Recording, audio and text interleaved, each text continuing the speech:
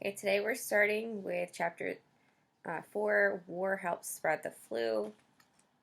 Look back at our table of contents here.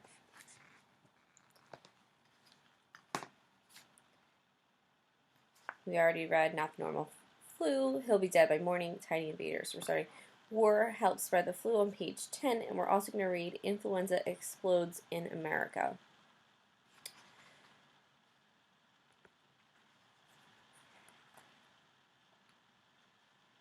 Okay.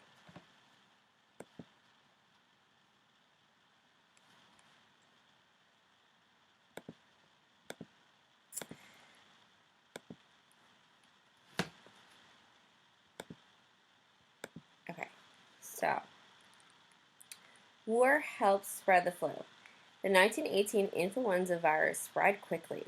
It probably first appeared in an army camp in Kansas. On the morning of March 11th, 1918, a soldier went to the camp hospital with a fever, sore throat, and a headache. By noon, 100 more flu patients had arrived at the hospital. By the end of the week, there were 500 flu cases. So Kansas is the first place that the flu was noticed in 1918. And let's just take a look on a map. Now, my map kind of got cut off, but you can still see where Kansas is.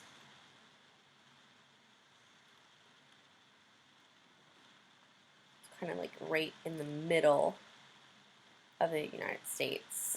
So we have Oklahoma and then Texas, right? And then we would be off the map over here. But remember our first patient that we read about with Donald, he wasn't from Kansas, right?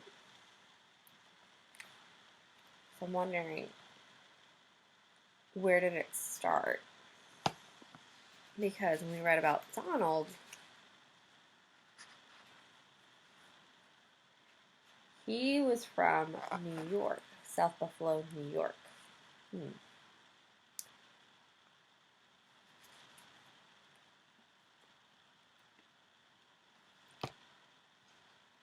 Alright, so down here it says, the flu virus can live in the body for a few days before a person starts feeling sick. However, people can't spread the virus until they start to have symptoms, such as coughing and sneezing. I don't know how well you're going to be able to see this with that glare. Let me see. The photo shows how far flu germs can spread in the air when people don't cover their mouths when they sneeze. Move that picture so you can see.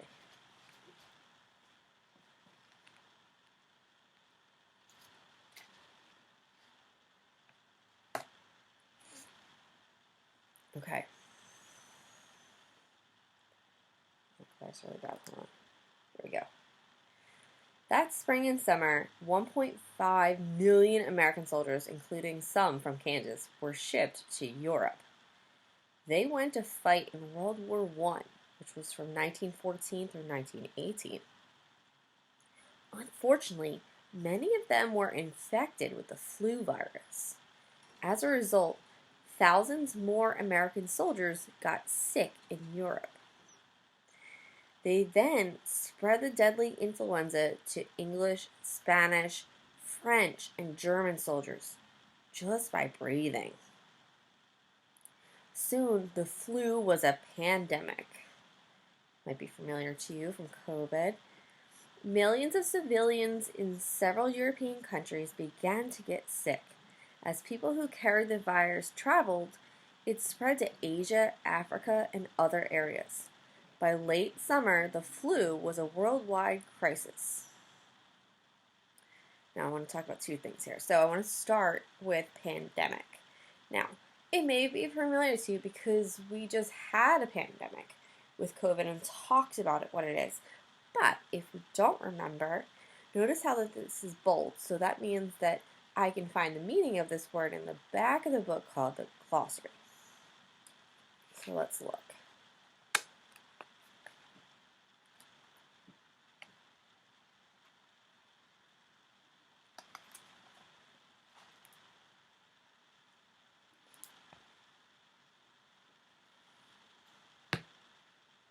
Okay, so pandemic is right here, and it says an outbreak of a disease that occurs over a huge area and affects a large number of people. Go back now.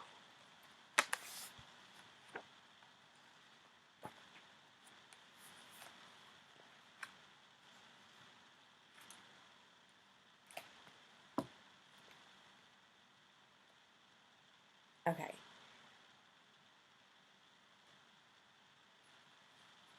Here it says the 1918 flu is sometimes called the Spanish influenza because Spain was one of the first countries that had many deaths to the flu. And it says that World War I ended in 1918.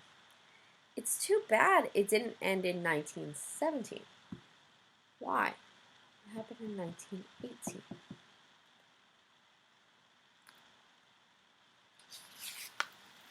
I guess you can see the pictures here. There's that picture, newspaper talking about it called the Spanish influenza. During World War I, millions of soldiers lived and fought in close quarters, which made it easy for the flu to spread.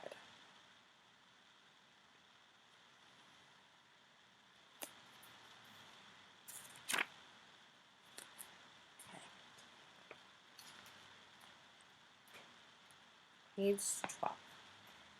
Influenza explodes in America.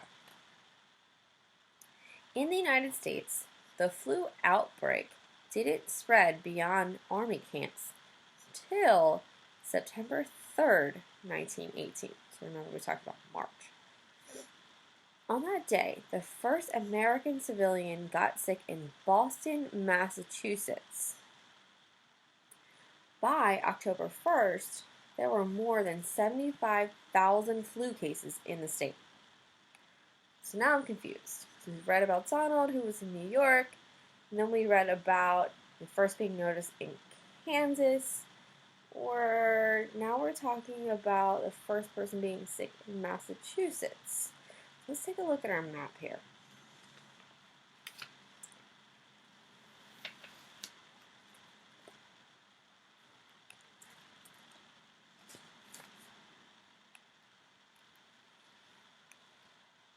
Alright, so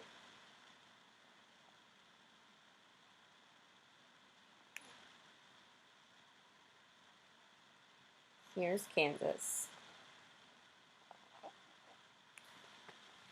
New York is up here. Okay, and Massachusetts over here. And you can see, looking down, I'll move this for a second.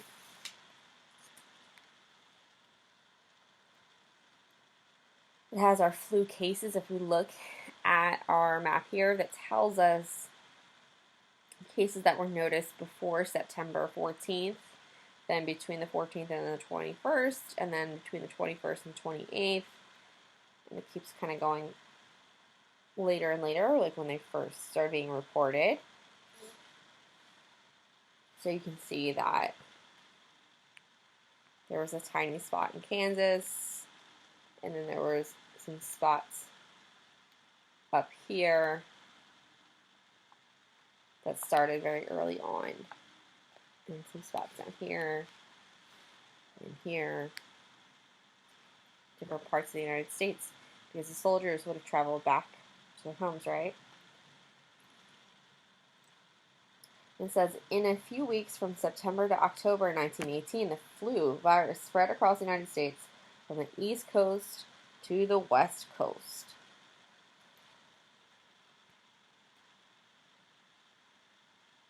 See how it spread, and so it started here, and then all of these pieces started getting infected with them until it spread all the way eventually out here. How do you think they got the information to make this map? So think about the time period then. Think about COVID.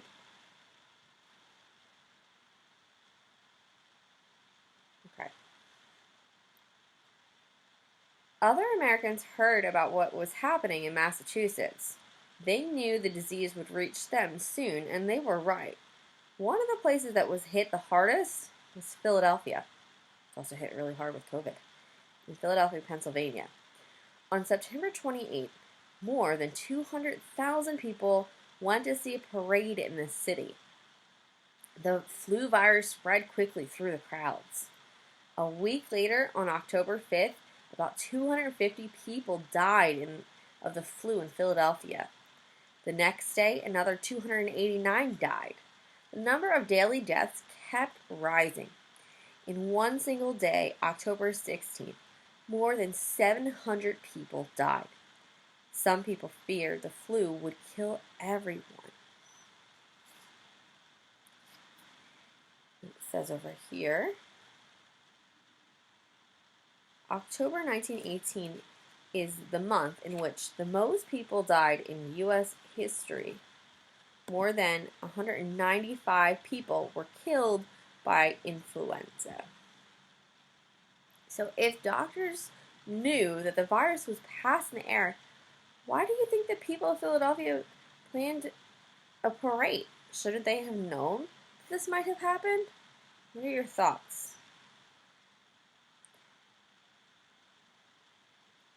And then this chart here, they mentioned it was the month in which most of the people died, but they're talking about of people who died from influenza specifically.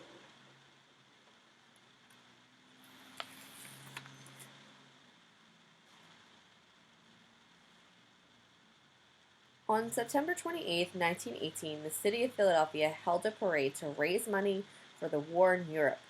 Many people caught the flu while attending this parade. Interesting. So they had the parade because they were trying to raise money for the war.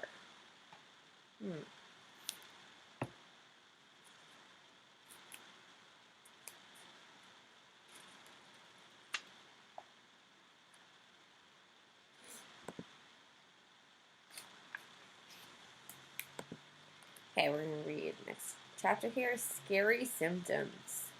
Flu viruses come in different strains or types.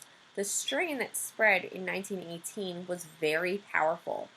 It caused horrible symptoms. Some people had such bad body aches that it felt like their bones were breaking.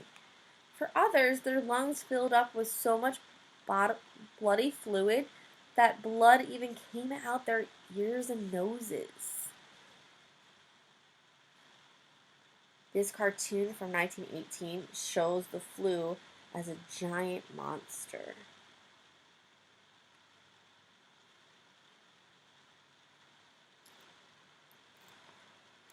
Flu patients could get fevers as high as 105 degrees Fahrenheit. Some coughed so hard they tore their stomach muscles.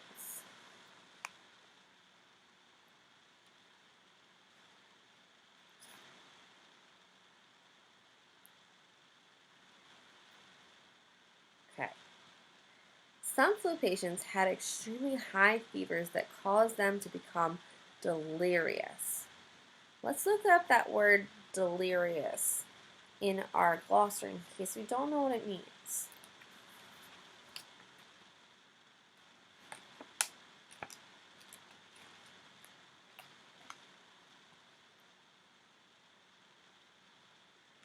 So here it says delirious, a state of mental confusion in which one may see things that are not real.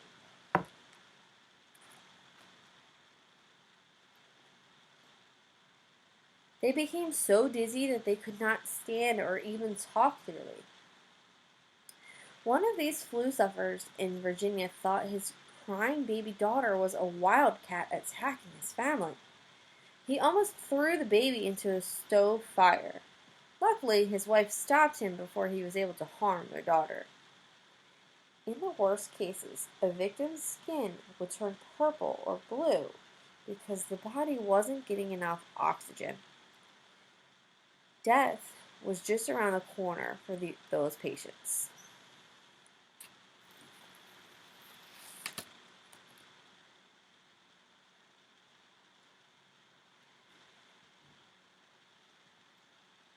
The 1918 flu strain weakened its victims' lungs. It's often led to a lung infection called pneumonia. Patients who died from pneumonia stopped breathing as fluids slowly filled their lungs. It says it took some flu victims weeks to die. Others died just hours after they began to feel sick. So again, let's just look up pneumonia in case there was some context here about their lungs filling up. But let's just take a look.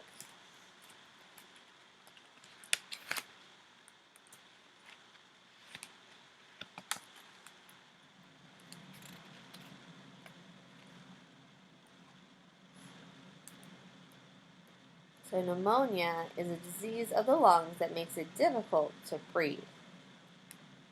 Okay, we'll stop there for today.